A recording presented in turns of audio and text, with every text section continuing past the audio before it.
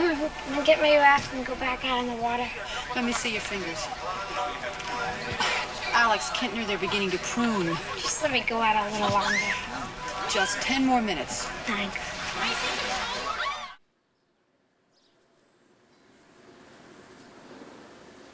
The chowder is like the only one that makes any sense to get.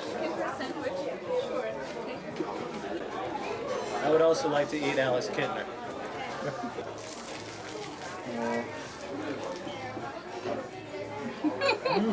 Yeah, I mean, those are the cutaways for the interviews. Dripping, that's the blood. That's okay. How did you come to be involved in Jaws? Well, just little kids then, as you can see in that picture. The Kelly house down the street. That's where you went down to be extras. You sign up to be extras, and yeah, they gave $40 a day just to be in the show, and you sit on the beach and get paid. And you're just I was 12 then, and well, did that. Went to be an extra, and they call back a certain amount of people, and you read a little script, and I lucked out. I got a speaking part, and that paid $140 a day. And not just that, you got to, if you had a speaking part, they treated you a lot nicer. Somebody was there helping you out of the water. They made sure when they filmed it, I would mess up and they would have to film it. They waited hours before they could film it again because there was so much blood in the water. And I'd be one that they warm you right up, and they even let you go inside these little portable locker rooms and stuff if you had a speaking part, and they make sure I stayed warm, and I'm the one that kind of screwed up a little, and I'm the one that they kept warm and dried off every time I came out of the water. It's funny. And then you would have to wait hours for all the blood to clear. And they try it again, and I mess up again, and the same thing.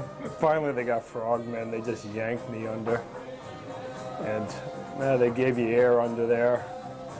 But just a little kid then. I was a little scared when that was happening, this thing blowing up and just blood all over you then. And yeah, the first couple times they tell you to go in the water after it blows up, and I guess my arm or my leg was out, and finally they just got people with wetsuits after 3 tries to yank me under, and then that's why I'm going up and down, and they finally yanked me under, and yeah, they give you air under there then, and they had an extra air hose, and so they hold you underwater and just give you air underwater, and that's why they didn't like how I did it, so they just yanked me under. They had this thing that was kind of about that wide. It was just underneath the water level, and then they filled that up with blood, and it was like they had something that blew all that stuff up in the air, and you swim out on that little raft that I was on, then they say cut, and then they have another raft that looked just like it, but it was cut in half, and then they put the half a raft over this thing full of blood, and so you swim out there in the raft, they say cut, and then they put you on top of that thing, and they say as soon as it blows up, go into water. And I'm just a little kid that's talking about this thing blowing up, and it's like a little nervous. And it took a couple tries, and they gave up and had some other people do it. As in yanking me, that's why I go up and down, up and down. The blood explosion, did it ever misfire and splash in the face or something? Well, I'm lying right on top of this thing, and it goes all over me. It's Because in the scene, it looks like you're off the raft, and you're in the water, and someone's giving you a boost, and you're hopping out of the water, and like the blood's shooting up in front of you. well, it was just like this giant machine. It was like that round. It's filled up with blood, and they cut a raft in half, go over the top of it, and then it blows up. So you have all this air blowing blood up in the air, and they just have the raft covering the top of it, and that all blows up, and then they say just dive under and stay under. And then I guess either my arm or my leg didn't stay under long enough, or so they would have to wait and try it again, and it would take hours for the blood all to clear out of the water before they try it again. And then it was so cold that it was like this time of the year, right? Before the summer started, they were trying to beat the seasonal rates around here. And after so many tries, it took days because they would have to wait so long. They just had someone. That's why I go up and down, because you got two guys with wetsuits yanking me under and pulling me up and down. And So when you hear that gurgling sound, that nasty sound when you're being pulled down, did you do that after in the looping session or something? Or? I didn't do any extra gurgling or anything. I'm not sure if they got that from another sound that someone else made, but they had the cameras right on you and stuff, and so maybe it was just, I'm not sure how the sounds came about. The way it was originally scripted, the shark actually lunges out of the water and grabs it, snaps down on you. I think there was some second unit work done on that where they had the prop shark head. And it wasn't Spielberg who handled that, it was the second unit director, Joe Alves. Were you part of that in any way, or were you present? Much later, probably at the end of the production. Right? Yeah, they had, anytime a human was near the shark scene, they had 3 mechanical sharks. The right side, one that was, you see just the right side of the shark, and the other side was all mechanical stuff. And then the other one was, you would see the other side of the shark, and all the things that did the moving was the mechanical part that you wouldn't see. So if the scene was coming from the right side, they used one shark, and then this thing, that was a giant machine. The mouth opens up and grabs things, but they didn't use that on any people. That's why they just had this thing that blew blood and stuff up in the air, and they used that mechanical shark anytime they use dummies, or they would use fake people, or that's when they would, because this thing was enormous. It just had a large, the jaws were just, we were kids and loved it. We loved to go look at that thing. And then they have one that you look down from above the water and you see the whole shark. But that one didn't, that was just basically for the scene of it. It didn't have any mechanical parts to it. So I'm not sure if that's what you're asking for that part, or... No, actually, I have a photograph where you see the head lunging out of the water, and there's a rubber dummy of yourself on the raft. So I guess you weren't in any way related to that scene. No, anytime they had the real mechanical shark there, they had dummies that did it. I know, it's They didn't too have... dangerous in their life. Yeah. So when there's people in the scenes, they just use, when actual people are in it, the machine was nowhere in sight. It was just fake, just little pieces of sharks. So you're 12 years old and you see this 25-foot mechanical shark. It's impressive to you? You think it's cool looking? Or? Oh yeah, they kept it. It was this giant warehouse where they stored boats and stuff, and we always went over there to take a look at this giant, it looked like a real shark. And one of my friends, his mother knew one of the people that dealt with the shark, and they would let us in and see this giant fake shark that looked so real, and then you look on the other side, it's all a machine. It was funny. Did they tell you don't take pictures or don't tell anyone about it or whatever kind of No. gag order? No. No, we would go over and see that thing all the time So because it was in Eggertown. That's where they stored it, and I lived right here in Eggertown at that time. can you tell us about the origin of your sandwich that two of us have enjoyed today? Oh, the other manager and owner put that on as a joke a few years ago, the Alex Kintner burger here at the Wharf, and they would have an Alex Kintner burger, and half the people don't even know what that is. Then occasionally you get some people know. That movie's 25 years old, and they know Alex Kintner. That was a kid in Jaws, and the waitresses they loved to just say, well, see the manager over there? And I'd be standing over there, and they go, that's him.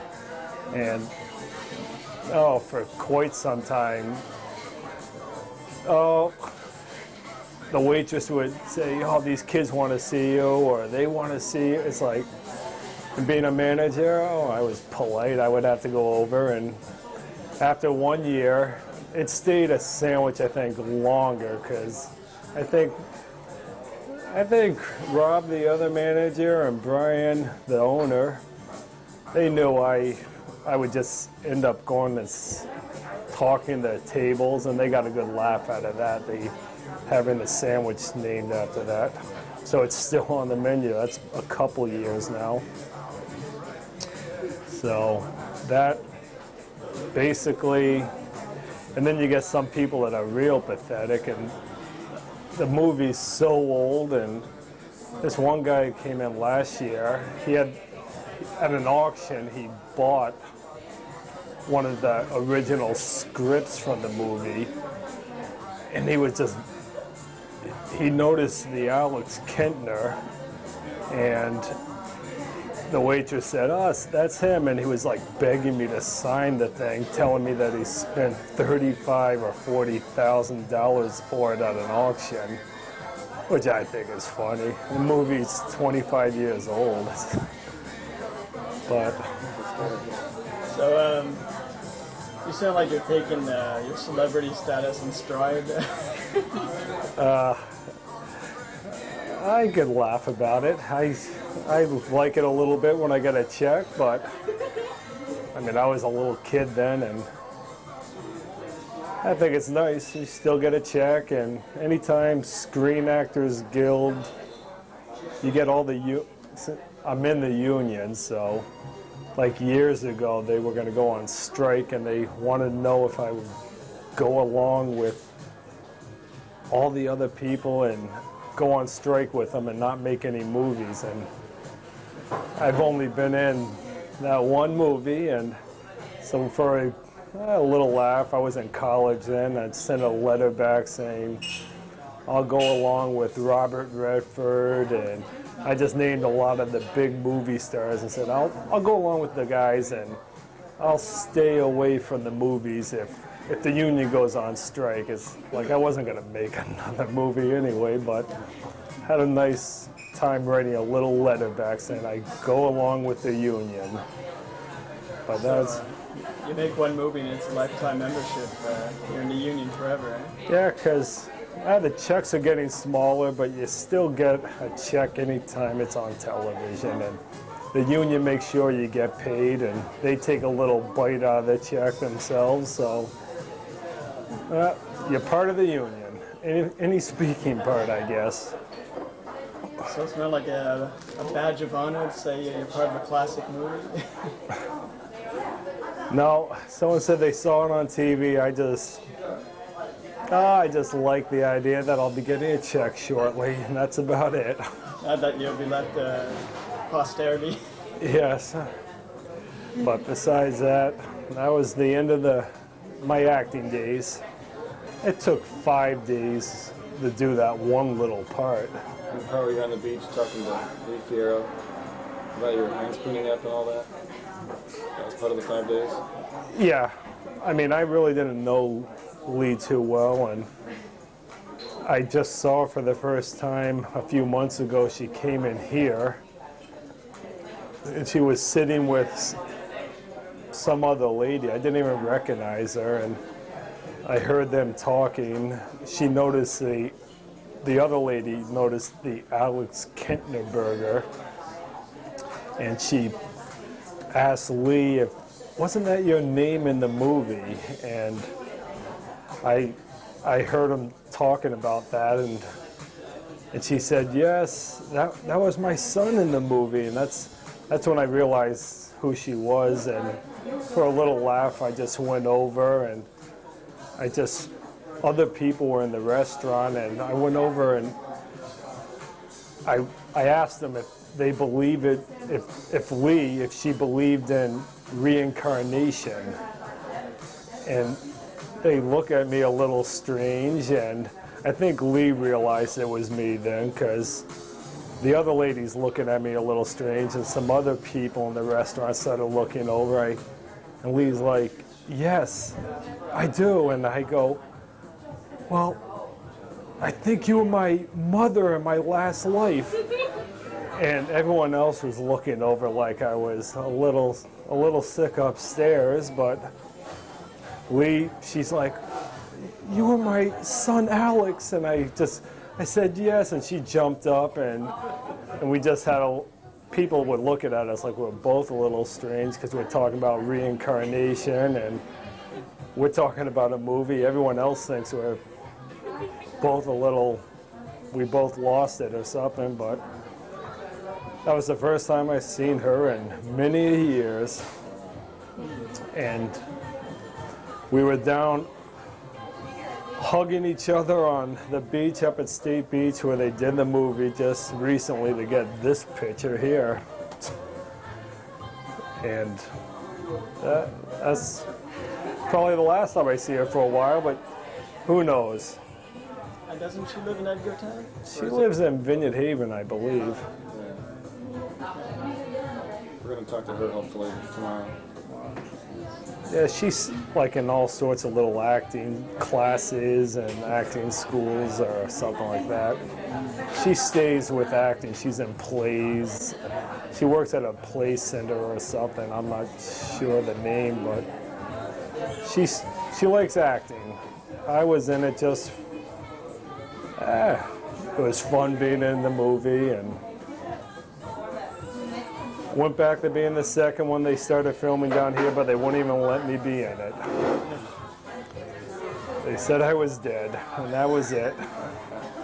That's a good reason. They said I ruined the second movie if anyone recognized me in it, and so all my friends were in it a couple times, and me only once, and they wouldn't let me be in it again. Not even the long shots on the beach. No, that's what I said, I just want to be an extra this time, and they said no. Oh, jeez. Well, this scene was intense though. It's memorable. Yeah, it's one hell of a scene. Not more than the extras. Oh, no complaints. I still get paid for it. There you go. That seems to be the main thing. Yes.